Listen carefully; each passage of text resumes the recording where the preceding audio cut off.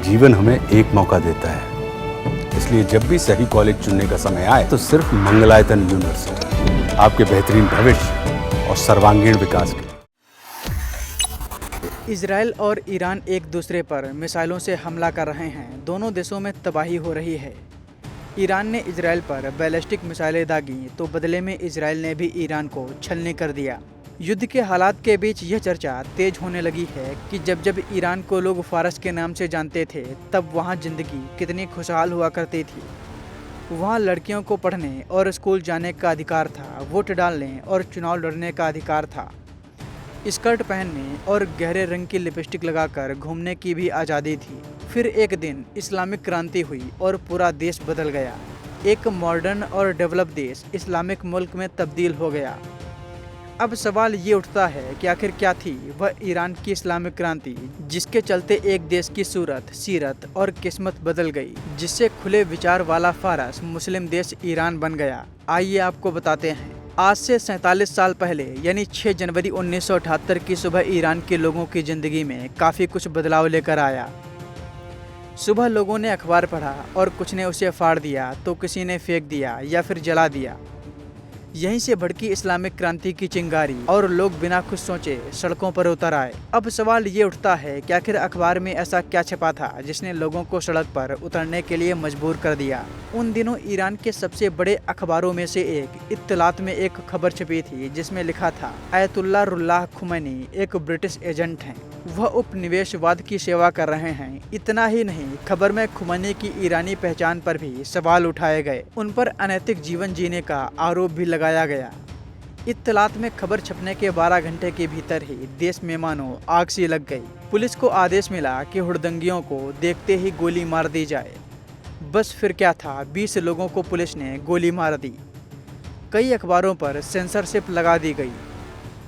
अब सवाल ये कि आयतुल्लाह रुल्लाह खुमैनी कौन थे, जिनके बारे में खबर से न सिर्फ बवाल मच गया बल्कि ईरान एक मुस्लिम राष्ट्र भी बन गया। आयतुल्लाह रुल्लाह खुमैनी उलेमा थे। खुमैनी का 60 से 70 के दशक में मदरसों में अच्छा प्रभुत्व था। खुमैनी का भारत कनेक्शन भी है। खुमैनी के दादा सैयद अहमद मुसवी उत्तर प्रदेश के बाराबंकी के गांव किंतूर में जन्मे और यहीं के निवासी थे। 40 साल की उम्र में वह इमाम अली की दरगाह, जिसे अली की मस्जिद भी कहा जाता है, उस पर माथा टेकने इराक गए थे। इराक से ईरान पहुंचे और यहाँ के खुमैन शहर में ठहरे तो हमेशा के लिए यहीं बस गए। आयतुल्लाह रुल्लाह खुमैनी ईरान की तत्कालीन सरकार के विरोधी थे और मुस्लिम राष्ट्र के समर्थक थे। ईरान की बड़ी आबादी भी खुमैनी को सपोर्ट करती थी। वहीं ईरान की उस समय की मोहम्मद रजा पहलवी की सरकार इजराइल और अमेरिका से संबंध अच्छे रखती थी। उस वक्त ईरान में तैनात अमेरिकी सुरक्षा बलों को कुछ राजनयिक छूट मिलती थी। इसके तहत नियम था, ईरान में तैनाती के दौरान किसी क्राइम मामले में शामिल अमेरिकी सैनिकों पर अमेरिकी कोर्ट में ही मुकदमा चलेगा, न कि ईरान की अदालत में। खुमैनी ने अमेरिका संग रजा की दोस्ती को हथियार बनाकर जनता को भड़काने के लिए इस्तेमाल किया। खुमैनी ने अमेरिका और रजा की कड़ी निंदा की। खुमैनी ने सैनिकों को मिली राजनीतिक छूट का भी कड़ा विरोध किया। इसके चलते खुमैनी को नवंबर 1964 में गिरफ्तार किया गया। 6 महीने तक उन्हें जेल में रखा गया। जेल से छूटने के बाद खुमैनी फिर से ईरान की पहलवी सरकार को हटाने में लग गए। खुमैनी के प्रयासों से ईरान की जनता का मोहम्मद रजा शाह पहलवी के खिलाफ गुस्सा बढ़ता गया। 8 दिसंबर 1978 को तेहरान में जोरदार धार्मिक प्रदर्शन शुरू हुआ जो हिंसा में बदल गया। इसमें 100 से ज्यादा लोग मारे गए। ईरान में इस दिन को ब्लैक फ्राइडे नरसंहार के तौर पर जाना जाता है। इस बीच इत्तलात नाम के अखबार ने खुमैनी के ब्रिटिश एजेंट होने वाली खबर छाप दी, जिसने सत्ता विरोधी भावनाओं को भड़काने का काम किया, क्योंकि खुमैनी को ईरान की जनता काफ़ी पसंद करती थी।